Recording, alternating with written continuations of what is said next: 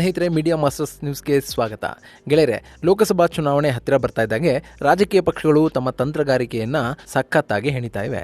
ರಾಷ್ಟ್ರಮಟ್ಟದಲ್ಲಿ INDI ಮೈತ್ರಿಕೂಟವನ್ನ ಕಟ್ಟಿಕೊಂಡು ಕಾಂಗ್ರೆಸ್ ಪಕ್ಷ ತನ್ನ ಸೀಟ್ಗಳ ಸಂಖ್ಯೆಯನ್ನು ಹೆಚ್ಚು ಮಾಡ್ಕೊಳ್ಳೋದಕ್ಕೆ ಮುಂದಾಗ್ತಾ ಇದ್ರೆ, ಬಿಜೆಪಿ INDI ಮೈತ್ರಿಕೂಟವನ್ನೇ ಒಡೆದು ತನ್ನ ಹಳೆ ಮಿತ್ರರನ್ನ ವಾಪಸ್ ಕರ್ಕೊಳ್ತಾ ಇದೆ. ಇನ್ನು ರಾಜ್ಯದಲ್ಲಿ ಶುರುವಾಗಿರುವ ಬಿಜೆಪಿ JDS ಮೈತ್ರಿಕೂಟ ಹೊಸ ಲೆಕ್ಕಾಚಾರಗಳನ್ನ ಶುರು ಮಾಡಿದೆ. ಇತ್ತೀಚೆಗೆ ಬಿಜೆಪಿ JDSಗೆ ಒಟ್ಟು 4 ಕ್ಷೇತ್ರಗಳನ್ನ ಬಿಟ್ಟುಕೊಡಲಿದೆ ಅನ್ನೋ ಮಾತುಗಳು ಕೇಳಿ ಬಂದಿವೆ. ಆದರೆ ಅದರಲ್ಲಿ JDS ಕೇಳಿದ್ದ ಒಂದು ಕ್ಷೇತ್ರದ ಬಗ್ಗೆ ಮಾಹಿತಿ ಇರಲಿಲ್ಲ.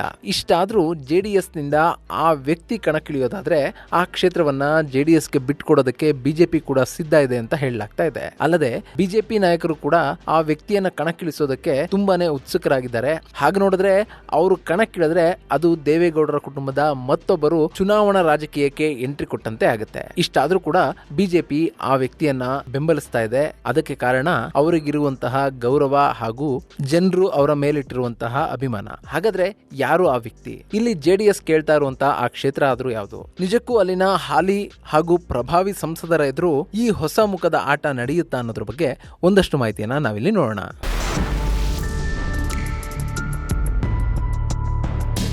ಗೆಳೆಯರೆ, ನಿಮಗೆ ಕರ್ನಾಟಕದ ಜಯದೇವ ಹೃದ್ರೋಗ ಆಸ್ಪತ್ರೆಯ ಮಾಜಿ ನಿರ್ದೇಶಕರಾದ CN ಮಂಜುನಾಥ್ ಅವರ ಬಗ್ಗೆ ಗೊತ್ತಿರುತ್ತೆ. ಒಂದಷ್ಟು ಕುಟುಂಬಗಳಿಗೆ ಅವರು ದೇವರಿಗಿಂತಲೂ ಮಿಗಿಲು ಅಂತಲೂ ಕೂಡ ಹೇಳಲಾಗುತ್ತೆ. ಇನ್ನು ಜಯದೇವ ಆಸ್ಪತ್ರೆಯ ಪಾಲಿಗೆ ಡಾಕ್ಟರ್ ಮಂಜುನಾಥ್ ಅವರು ಅಭಿವೃದ್ಧಿಯ ಹರಿಕಾರ. ತಮ್ಮ ವೃತ್ತಿ ಜೀವನದಲ್ಲಿ ಸಹಸ್ರಾರು ಮಂದಿಗೆ ಜೀವವನ್ನೇ ಕೊಟ್ಟಿರುವಂತಹ ಮಂಜುನಾಥ್ ಈಗ ಜಯದೇವ ಆಸ್ಪತ್ರೆಯ ನಿರ್ದೇಶಕ ಹುದ್ದೆಯಿಂದ ಬಿಡುಗಡೆಗೊಂಡಿದ್ದಾರೆ. ಆದ್ರೆ ಅವರನ್ನ ಸರ್ಕಾರ ಮುಂದುವರಿಸಲಿಲ್ಲ ಅನ್ನೋದಕ್ಕಿಂತ ಹೆಚ್ಚಾಗಿ ಈ ಬಾರಿಯ ಲೋಕಸಭಾ ಚುನಾವಣೆಯ ಸಂದರ್ಭದಲ್ಲಿ ಅವರ ಹೆಸರು ಸಖತ್ತಾಗಿ ಓಡಾಡ್ತಾ ಇದೆ. ಅದರಲ್ಲೂ ಹಾಸನ ಲೋಕಸಭಾ ಕ್ಷೇತ್ರ ಹಾಗೂ ಬೆಂಗಳೂರು ಗ್ರಾಮಾಂತರ ಲೋಕಸಭಾ ಕ್ಷೇತ್ರದಲ್ಲಿ ಡಾಕ್ಟರ್ CN ಮಂಜುನಾಥ್ ಅವರ ಹೆಸರು ಪ್ರಬಲವಾಗಿ ಕೇಳಿ ಬರ್ತಾ ಇದೆ. ಒಂದು ವೇಳೆ ಹಾಸನದಲ್ಲಿ ಹಾಲಿ ಸಂಸದ ಪ್ರಜ್ವಲ್ ರೇವಣ್ಣ ಅವರಿಗೆ ತೀವ್ರ ವಿರೋಧ ಎದುರಾದ್ರೆ ಅಲ್ಲಿಗೆ ಡಾಕ್ಟರ್ CN ಮಂಜುನಾಥ್ ಅವರನ್ನ ಕಣಕ್ಕಿಳಿಸಲಾಗುತ್ತೆ ಅಂತ ಹೇಳಲಾಗ್ತಾ ಇತ್ತು. ಆದ್ರೆ ಈಗಾಗಲೇ HD ದೇವೇಗೌಡರು ಹಾಸನದಲ್ಲಿ ಪ್ರಜ್ವಲ್ ರೇವಣ್ಣ ಅವರೇ ಸ್ಪರ್ಧೆ ಮಾಡ್ತಾರೆ ಅನ್ನೋ ಮಾತನ್ನ ಹೇಳೋದ್ರ ಮೂಲಕ ಹಾಸನದ ಕುತೂಹಲಕ್ಕೆ ತೆರೆ ಎಳೆದಿದ್ದಾರೆ. ಇನ್ನು ಉಳಿದಿರೋದು ಬೆಂಗಳೂರು ಗ್ರಾಮಾಂತರ. ಹಾಗೆ ನೋಡಿದ್ರೆ ಬಿಜೆಪಿ JDSಗೆ ಬಿಟ್ಟು ಕೊಡುತ್ತೆ ಅಂತ ಹೇಳಲಾಗ್ತಾ ಇರೋ 4 ಕ್ಷೇತ್ರಗಳಲ್ಲಿ ಈ ಬೆಂಗಳೂರು ಗ್ರಾಮಾಂತರದ ಹೆಸರು ಇಲ್ವೇ ಇಲ್ಲ. ಸದ್ಯಕ್ಕೆ ಬಂದಿರೋ ಮಾಹಿತಿ ಪ್ರಕಾರ ಮಂಡ್ಯ, ಹಾಸನ, ಚಿಕ್ಕಬಳ್ಳಾಪುರ ಹಾಗೂ ಕೋಲಾರ ಕ್ಷೇತ್ರಗಳನ್ನ ಬಿಜೆಪಿ JDSಗೆ ಬಿಟ್ಟುಕೊಡಬಹುದು ಅಂತ ಹೇಳಲಾಗ್ತಾ ಇದೆ. ಆದ್ರೆ JDS ತುಮಕೂರು ಹಾಗೂ ಬೆಂಗಳೂರು ಗ್ರಾಮಾಂತರದ ಮೇಲೂ ಕೂಡ ಕಣ್ಣಿಟ್ಟಿದೆ. ಈ ನಡುವೆ ತುಮಕೂರು ಕ್ಷೇತ್ರ JDS ನ ಕೈತಪ್ಪಿ ಅದು ಬಿಜೆಪಿಯ ಪಾಲಿಗೆ ಸಿಗುತ್ತೆ ಅಂತಲೂ ಕೂಡ ಹೇಳಲಾಗ್ತಾ ಇದೆ. ಆದ್ರೆ ಬೆಂಗಳೂರು ಗ್ರಾಮಾಂತರದ ವಿಷಯದಲ್ಲಿ ಮಾತ್ರ ಯಾವುದೇ ನಿರ್ಧಾರಕ್ಕೆ ಬರೋದಕ್ಕೆ ಸಾಧ್ಯ ಆಗ್ತಾ ಇಲ್ಲ. ಈಗಾಗಲೇ ಬೆಂಗಳೂರು ಗ್ರಾಮಾಂತರದಲ್ಲಿ ಬಿಜೆಪಿಯ ಅಭ್ಯರ್ಥಿ ಆಗೋದಕ್ಕೆ ಸಿದ್ಧವಾಗಿರುವ CP ಯೋಗೇಶ್ವರ್ JDS ನ ನಾಯಕರ ಮನೆಗಳಿಗೆ ಎಡತಾಗ್ತಾ ಇದ್ದಾರೆ. ಅವರು ದೇವೇಗೌಡರನ್ನ ಭೇಟಿ ಮಾಡ್ಕೊಂಡು ಬಂದಿದ್ದಾರೆ. ಒಂದು ವೇಳೆ ಬೆಂಗಳೂರು ಗ್ರಾಮಾಂತರ ಕ್ಷೇತ್ರದಲ್ಲಿ ಬಿಜೆಪಿಯ ಅಭ್ಯರ್ಥಿಯೇ ಕಣಕ್ಕಿಳಿಯೋದಾದ್ರೆ ತಾನು ಸ್ಪರ್ಧೆ ಮಾಡಿದ್ರೆ ತನಗೆ ತಮ್ಮ ಸಂಪೂರ್ಣ ಬೆಂಬಲ ಬೇಕು ಅನ್ನೋ ನಿಟ್ಟಿನಲ್ಲಿ ಯೋಗೇಶ್ವರ್ ದೇವೇಗೌಡರ ಜೊತೆ ಚರ್ಚೆ ಮಾಡಿರೋದಾಗಿ ತಿಳಿದು ಬಂದಿದೆ.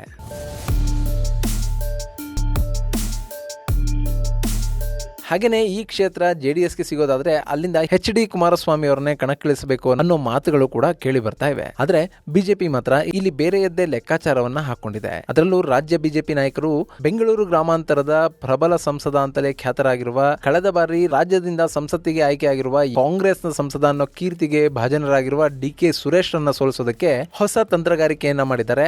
ಆ ತಂತ್ರಗಾರಿಕೆಯಲ್ಲಿ ಬಳಕೆ ಆಗ್ತಿರುವ ಆಯುಧವೇ ಡಾಕ್ಟರ್ CN ಮಂಜುನಾಥ್. ಇದರ ಬೆಂಗಳೂರು ಗ್ರಾಮಾಂತರ ಕ್ಷೇತ್ರದಲ್ಲಿ DK ಸುರೇಶ್ ಅವರು ಎಷ್ಟು ಪ್ರಬಲರಾಗಿದ್ದಾರೆ ಅಂದ್ರೆ ಅವರನ್ನ ಸೋಲಿಸಬೇಕು ಅಂತಂದ್ರೆ ಅಲ್ಲಿ ಮಾಜಿ ಮುಖ್ಯಮಂತ್ರಿ HD ಕುಮಾರಸ್ವಾಮಿ ಅವರೇ ಕಣಕ್ಕಿಳಿಬೇಕು ಅನ್ನೋ ಮಾತುಗಳು ಕೇಳಿ ಬರ್ತಾ ಇವೆ. ಇಷ್ಟಾದ್ರೂ ಕೂಡ ಅಲ್ಲಿ HDK ಮತ್ತು DK ಸುರೇಶ್ ನಡುವೆ ತುಂಬಾನೇ ತುರುಸಿನ ಸ್ಪರ್ಧೆ ಇರುತ್ತೆ. ಫೈನಲಿ HDK ಅವರ ಕೈ ಮೇಲಾಗಬಹುದು ಅನ್ನೋ ಲೆಕ್ಕಾಚಾರಗಳು ಇವೆ. ಆದ್ರೆ ಇಲ್ಲಿ ಬಿಜೆಪಿ ಬೇರೆಯದ್ದೇ ಲೆಕ್ಕಾಚಾರವನ್ನು ಹಾಕೊಂಡಿದೆ. DK ಸುರೇಶ್ ಅನ್ನ ಎದುರಿಸೋದಕ್ಕೆ HD ಕುಮಾರಸ್ವಾಮಿ ಅವರಿಗಿಂತಲೂ ಡಾಕ್ಟರ್ CN ಮಂಜುನಾಥ್ ಅವರನ್ನ ಕಣಕ್ಕಿಳಿಸೋದು ತುಂಬಾನೇ ಅನುಕೂಲ ಮಾಡಿಕೊಡುತ್ತೆ ಅನ್ನೋದು ಅವರ ಲೆಕ್ಕಾಚಾರ. ಯಾಕೆಂದ್ರೆ ಮಂಜುನಾಥ್ ಅವರು ತುಂಬಾನೇ ಜನಪ್ರಿಯ ವ್ಯಕ್ತಿ. ಅವರ ಮೇಲೆ ಜನರಿಗೆ ತುಂಬಾನೇ ವಿಶ್ವಾಸ ಇದೆ. ಅವರು ಯಾವುದೇ ರಾಜಕೀಯವನ್ನ, ಯಾವುದೇ ಭ್ರಷ್ಟಾಚಾರವನ್ನ ತಮ್ಮ ಕೈಗಳಿಗೆ ಅಂಟಿಸಿಕೊಂಡವರೇ ಅಲ್ಲ. ರಾಜಕೀಯ ಕುಟುಂಬದ ಭಾಗವಾಗಿದ್ರು ಕೂಡ ಮಂಜುನಾಥ್ ಎಲ್ಲೂ ಕೂಡ ರಾಜಕೀಯವನ್ನ ಮಾಡಿಲ್ಲ.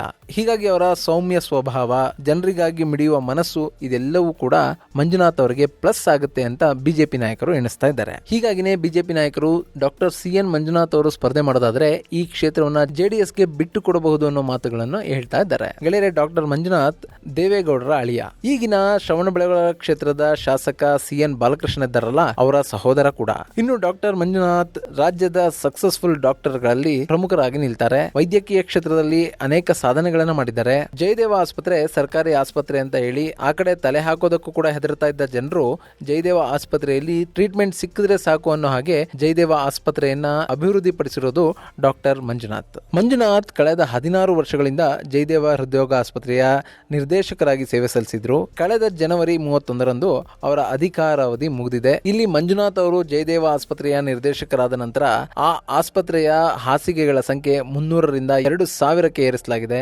ಜಯದೇವ ಸಂಸ್ಥೆ ದಕ್ಷಿಣ ಏಷ್ಯಾದಲ್ಲೇ ಅತಿ ದೊಡ್ಡ ಹೃದ್ರೋಗ ಸಂಸ್ಥೆಯಾಗಿ ಬೆಳೆದು ನಿಂತಿದೆ. ಇನ್ನು ಬೆಂಗಳೂರಿನಲ್ಲಿ ಮಾತ್ರ ಇದ್ದ ಜಯದೇವ ಸಂಸ್ಥೆಯನ್ನ 2010ರಲ್ಲಿ ಮೈಸೂರಿನಲ್ಲಿ ಹಾಗೂ 2016ರಲ್ಲಿ ಕಲ್ಯಾಣ ಕರ್ನಾಟಕದಲ್ಲಿ ಕೂಡ ಸ್ಥಾಪನೆ ಮಾಡಲಾಗಿದೆ. ಹೀಗೆ ಜಯದೇವ ಆಸ್ಪತ್ರೆಯ ಪ್ರತಿಯೊಂದು ಅಭಿವೃದ್ಧಿಯ ಹಿಂದೆ ಕೂಡ ಡಾಕ್ಟರ್ CN ಮಂಜುನಾಥ್ ಅವರ ನೆರಳು ಕಾಣಿಸುತ್ತೆ.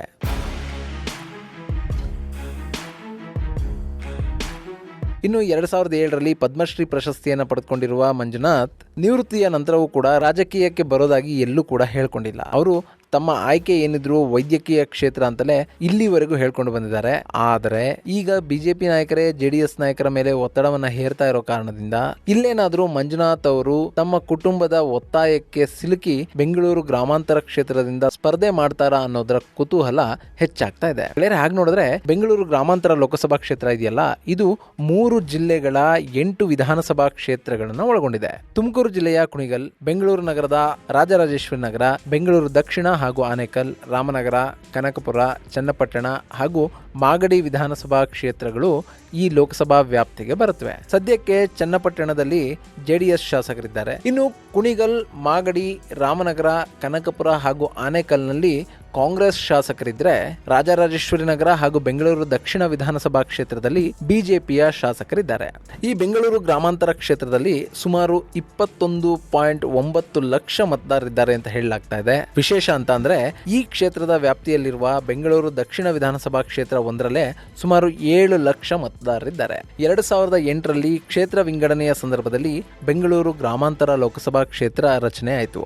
ಅಲ್ಲಿಂದ ಇಲ್ಲಿವರೆಗೂ ಈ ಕ್ಷೇತ್ರವನ್ನ JDS ಹಾಗೂ ಕಾಂಗ್ರೆಸ್ನ ಸಂಸದರು ಪ್ರತಿನಿಧಿಸಿದ್ದಾರೆ ವಿನಃ ಇಲ್ಲಿ ಬಿಜೆಪಿಗೆ ಗೆಲುವು ಇದುವರೆಗೆ ಸಿಕ್ಕಿಲ್ಲ. 2009ರ ಲೋಕಸಭಾ ಕ್ಷೇತ್ರದ ಚುನಾವಣೆಯಲ್ಲಿ JDSನಿಂದ HD ಕುಮಾರಸ್ವಾಮಿ ಅವರು ಸಂಸದರಾಗಿ ಆಯ್ಕೆಯಾಗಿದ್ರು. ಆ ಬಳಿಕ 2013ರಲ್ಲಿ ಅವರು ವಿಧಾನಸಭೆಗೆ ಚುನಾಯಿತರಾದ ಕಾರಣ ತಮ್ಮ ಸಂಸದ ಸ್ಥಾನಕ್ಕೆ ರಾಜೀನಾಮೆಯನ್ನು ಕೊಟ್ಟರು. ಹೀಗಾಗಿ ಅಲ್ಲಿ ಬೈ ಎಲೆಕ್ಷನ್ ನಡೀತು. ಆ ಬೈ ಎಲೆಕ್ಷನ್ ಅಲ್ಲಿ JDSನಿಂದ ಅನಿತಾ ಕುಮಾರಸ್ವಾಮಿ ಸ್ಪರ್ಧೆ ಮಾಡಿದ್ರೆ ಕಾಂಗ್ರೆಸ್ನಿಂದ DK ಸುರೇಶ್ ರನ್ನ ಕಣಕ್ಕಿಳಿಸಲಾಯಿತು. ಆ ಉಪಚುನಾವಣೆಯಲ್ಲಿ DK ಸುರೇಶ್ ಮೊದಲ ಬಾರಿಗೆ ಸಂಸದರಾಗಿ ಆಯ್ಕೆ ಆದರು. ಇನ್ನು 2014 ಹಾಗೂ 2019ರ ಚುನಾವಣೆಯಲ್ಲೂ ಕೂಡ DK ಸುರೇಶ್ ಅವರ ಗೆಲುವಿನ ಓಟ ಮುಂದುವರೆದಿದೆ. ಹಾಗೆ ನೋಡಿದ್ರೆ 2014ರಲ್ಲಿ ಈ ಕ್ಷೇತ್ರದಲ್ಲಿ 3 ಪಕ್ಷಗಳು ಕೂಡ ಅಭ್ಯರ್ಥಿಗಳನ್ನ ಹಾಕಿದ್ರು. ಹೀಗಾಗಿ ಚಲಾವಣೆಯಾದ ಒಟ್ಟು ಮತಗಳ ಪೈಕಿ 44.85% ಮತಗಳನ್ನ ಪಡ್ಕೊಂಡಿದ್ದ DK ಸುರೇಶ್ ಗೆಲುವನ್ನ ಸಾಧಿಸಿದ್ರು. ಆ ನಂತರ ಅಂದ್ರೆ 2019ರಲ್ಲಿ JDS ಹಾಗೂ ಕಾಂಗ್ರೆಸ್ ಮೈತ್ರಿಯ ಕಾರಣದಿಂದ ಈ ಕ್ಷೇತ್ರವನ್ನ ಕಾಂಗ್ರೆಸ್ಗೆ ಬಿಟ್ಟು ಕೊಡಲಾಯಿತು. ಸೊ ಅಲ್ಲಿ ಬಿಜೆಪಿ ಮತ್ತು ಕಾಂಗ್ರೆಸ್ನ ನಡುವೆ ನೇರ ಹಣಾಹಣಿ ನಡೀತು. ಆ ಚುನಾವಣೆಯಲ್ಲಿ ಚಲಾವಣೆಯಾದ ಒಟ್ಟು ಮತಗಳ ಪೈಕಿ 54.15% ಮತಗಳನ್ನು ಪಡೆದ DK ಸುರೇಶ್ 3ನೇ ಬಾರಿಗೆ ಚುನಾವಣೆಯಲ್ಲಿ ಆರಿಸಿ ಬಂದರು. ಬಿಜೆಪಿಯ ಅಶ್ವಥ್ ನಾರಾಯಣ್ ಗೌಡ ಅವರನ್ನ ಸುಮಾರು 2 ಲಕ್ಷ ಮತಗಳ ಅಂತರದಿಂದ DK ಸುರೇಶ್ ಸೋಲಿಸಿದ್ರು. ಆದರೆ ಇಲ್ಲಿ ಗಮನಿಸಬೇಕಾದ ಅಂಶ ಅಂತಂದ್ರೆ ಬಿಜೆಪಿ ಮೊಟ್ಟ ಮೊದಲ ಬಾರಿಗೆ ಈ ಕ್ಷೇತ್ರದಲ್ಲಿ 6 ಲಕ್ಷಕ್ಕೂ ಅಧಿಕ ಮತಗಳನ್ನು ಪಡೆದುಕೊಳ್ತು.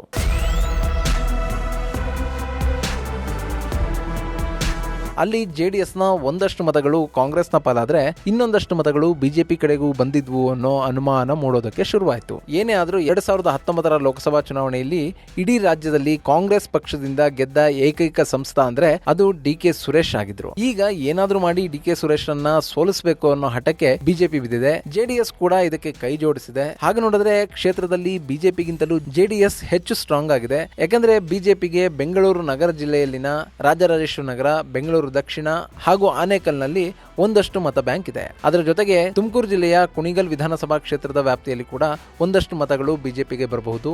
ಇನ್ನುಳಿದಂತೆ ಮಾಗಡಿ, ಚನ್ನಪಟ್ಟಣ, ಕನಕಪುರ ಹಾಗೂ ರಾಮನಗರದಲ್ಲಿ ಬಿಜೆಪಿಗೆ ಹೇಳಿಕೊಳ್ಳುವಂತಹ ಮತ ಬ್ಯಾಂಕ್ ಇಲ್ಲ. ಚನ್ನಪಟ್ಟಣದಲ್ಲಿ CP ಯೋಗೇಶ್ವರ್ ಅವರ ಕಾರಣದಿಂದ ಬಿಜೆಪಿ ಒಂದಷ್ಟು ಮತಗಳನ್ನು ಪಡೆಯುತ್ತಿದೆ ಬಿಟ್ರೆ ಅಲ್ಲಿ ಬಿಜೆಪಿಗೆ ಅಂತಲೇ ಇರುವ ಮತಗಳ ಸಂಖ್ಯೆ ತುಂಬಾನೇ ಕಡಿಮೆ. ಆದ್ರೆ JDSಗೆ ಹಾಗಲ್ಲ. JDS ಇಲ್ಲಿ ಉತ್ತಮ ಅಭ್ಯರ್ಥಿಯನ್ನ ಕಣಕ್ಕಿಳಿಸಿದ್ದೇ ಆದ್ರೆ ಅವರು ಎಲ್ಲಾ ಕ್ಷೇತ್ರಗಳಿಂದಲೂ ಕೂಡ ಮತಗಳನ್ನ ಪಡಿತಾರೆ. ಹೀಗಾಗಿ ಈ ಕ್ಷೇತ್ರದಲ್ಲಿ ಬಿಜೆಪಿಗಿಂತಲೂ ಜೆಡಿಎಸ್ ಅಭ್ಯರ್ಥಿ ಕಣಕ್ಕಿಳಿದರೆ ಡಿ.ಕೆ. ಸುರೇಶ್ ಅವರನ್ನ ಸೋಲಿಸಬಹುದು ಅನ್ನೋ ಲೆಕ್ಕಾಚಾರಗಳಿವೆ. ಆ ನಿಟ್ಟಿನಲ್ಲಿ ಬೆಂಗಳೂರು ಗ್ರಾಮಾಂತರ ಲೋಕಸಭಾ ಕ್ಷೇತ್ರಕ್ಕೆ ಎಚ್.ಡಿ. ಕುಮಾರಸ್ವಾಮಿ ಅಥವಾ ಸಿ.ಎನ್. ಮಂಜುನಾಥ್ ಅವರನ್ನೇ ಕಣಕ್ಕಿಳಿಸೋದ್ರ ಬಗ್ಗೆ ಬಿಜೆಪಿ ನಾಯಕರು ಯೋಚನೆ ಮಾಡ್ತಾ ಇದ್ದಾರೆ. ಇಲ್ಲಿ ಸಿ.ಎನ್. ಮಂಜುನಾಥ್ ಕಣಕ್ಕಿಳಿದ್ರೆ ಬಿಜೆಪಿಯ ಸಾಂಪ್ರದಾಯಿಕ ಮತಗಳ ಜೊತೆಗೆ ಜೆಡಿಎಸ್ ನ ಮತಗಳು ಕೂಡ ಅವರ ಪಾಲಾಗಲಿವೆ. ಅಲ್ಲದೆ ಕಾಂಗ್ರೆಸ್ ಜೊತೆ ಗುರುತಿಸಿಕೊಂಡಿರುವಂತಹ ಒಂದಷ್ಟು ಮತದಾರರು ಕೂಡ ಸಿ.ಎನ್. ಮಂಜುನಾಥ್ ಅವರ ಕಾರಣದಿಂದ ಕಾಂಗ್ರೆಸ್ನ ವಿರುದ್ಧ ಮತ ಚಲಾಯಿಸಬಹುದು ಅನ್ನೋ ಲೆಕ್ಕಾಚಾರಗಳು ಕೂಡ ಕೇಳಿ ಬರ್ತಾ ಇವೆ. ಇಲ್ಲಿ ಡಿ.ಕೆ. ಸುರೇಶ್ ತುಂಬಾನೇ ಸ್ಟ್ರಾಂಗ್ ಅನ್ನೋದ್ರಲ್ಲಿ ಯಾವುದೇ ಅನುಮಾನಗಳಿಲ್ಲ. ಆದ್ರೆ ಮಂಜುನಾಥ್ ಅವರ ಸಾಫ್ಟ್ ಹಾಗೂ ಜನಪ್ರಿಯತೆ ಡಿ.ಕೆ. ಸುರೇಶ್ ರನ್ನ ಸೋಲಿಸಬಹುದು ಅನ್ನೋ ಲೆಕ್ಕಾಚಾರ ಬಿಜೆಪಿ ನಾಯಕರಲ್ಲಿದೆ. ಹೀಗಾಗಿನೇ ಬೆಂಗಳೂರು ಗ್ರಾಮಾಂತರ ಲೋಕಸಭಾ ಕ್ಷೇತ್ರದ ಬಗ್ಗೆ ಸಾಕಷ್ಟು ಚರ್ಚೆಗಳಾಗ್ತಾ ಇವೆ. ಈಗ ದೆಹಲಿಯಲ್ಲಿ ನಡೀತಾ ಇರುವ ಕಾರ್ಯಕಾರಿಣಿಯಲ್ಲಿ ಕೂಡ ಈ ಬಗ್ಗೆ ಸಾಕಷ್ಟು ಚರ್ಚೆ ಆಗಿದೆ. ಸೊ ಮುಂದಿನ ದಿನಗಳಲ್ಲಿ ಬಿಜೆಪಿ ಹೈಕಮಾಂಡ್ ಈ ಕ್ಷೇತ್ರದ ಬಗ್ಗೆ ಯಾವ ನಿರ್ಧಾರವನ್ನ ತೆಗೆದುಕೊಳ್ಳಲಿದೆ ಅನ್ನೋ ಕುತೂಹಲ ಹೆಚ್ಚಾಗ್ತಲೇ ಇದೆ. ಇನ್ನು ಗೆಳೆಯರೇ, ಯೋಗೇಶ್ವರ್ ಬಿಜೆಪಿಯಿಂದ ಡಿ.ಕೆ. ಸುರೇಶ್ ಅವರ ವಿರುದ್ಧ ಸ್ಪರ್ಧೆ ಮಾಡಿದ್ರೆ ಅಲ್ಲಿ ಒಂದಷ್ಟು ಫೈಟ್ ಅನ್ನು ಕೊಡಬಹುದು. ಆದರೆ ಯೋಗೇಶ್ವರ್ ಹಾಗೂ ಡಿ.ಕೆ. ಸುರೇಶ್ ಅಂತ ಬಂದಾಗ ಕ್ಷೇತ್ರದ ವ್ಯಾಪ್ತಿಯಲ್ಲಿ ಡಿ.ಕೆ. ಸುರೇಶ್ ಅವರ ಬಲ ತುಂಬಾ ಹೆಚ್ಚಾಗಿರುತ್ತೆ. ಹೀಗಾಗಿ ಅಲ್ಲಿ ಡಿ.ಕೆ. ಸುರೇಶ್ ಅವರು ಗೆಲ್ಲುವ ಸಾಧ್ಯತೆ ಇರ್ತದೆ. ಆದ್ರೆ ಈ ಬಾರಿ ಏನಾದ್ರೂ ಮಾಡಿ ಡಿ.ಕೆ. ಸುರೇಶ್ ಅನ್ನ ಸೋಲಿಸಬೇಕು ಅನ್ನೋ ನಿಟ್ಟಿನಲ್ಲಿ ಬಿಜೆಪಿ ಪಣ ತೊಟ್ಟಿದೆ. ಹೀಗಾಗಿನೇ ಅಲ್ಲಿ ಪ್ರಬಲ ಅಭ್ಯರ್ಥಿಯನ್ನೇ ಕಣಕ್ಕಿಳಿಸುವ ಬಗ್ಗೆ ಚರ್ಚೆಗಳಾಗ್ತಾ ಇವೆ. ಆ ಪ್ರಬಲ ಅಭ್ಯರ್ಥಿ ಯಾರಾಗ್ತಾರೆ ಅನ್ನೋದಕ್ಕೆ ಕಾಲವೇ ಉತ್ತರಿಸಬೇಕು. ಇದು ಗೆಳೆಯರೆ, ಬೆಂಗಳೂರು ಗ್ರಾಮಾಂತರ ಲೋಕಸಭಾ ಕ್ಷೇತ್ರಕ್ಕೆ ದೇವೇಗೌಡರ ಅಳಿಯ ಜಯದೇವ ಹೃದ್ರೋಗ ಸಂಸ್ಥೆಯ ಮಾಜಿ ನಿರ್ದೇಶಕರಾಗಿರುವ ಡಾಕ್ಟರ್ ಸಿ.ಎನ್. ಮಂಜುನಾಥ್ ರನ್ನ ಕಣಕ್ಕಿಳಿಸಬೇಕು ಅನ್ನೋ ನಿಟ್ಟಿನಲ್ಲಿ ಆಗ್ತಾ ಇರುವಂತಹ ಚರ್ಚೆಯ ಕುರಿತಾದ ಒಂದಷ್ಟು ಮಾಹಿತಿ. ಮುಂದಿನ ವಿಡಿಯೋದಲ್ಲಿ ಮತ್ತೊಂದು ವಿಶೇಷ ಮಾಹಿತಿಯನ್ನ ನಿಮ್ಮ ಮುಂದಿಡ್ತೀನಿ. ಅಲ್ಲಿವರೆಗೂ ನಮಸ್ಕಾರ.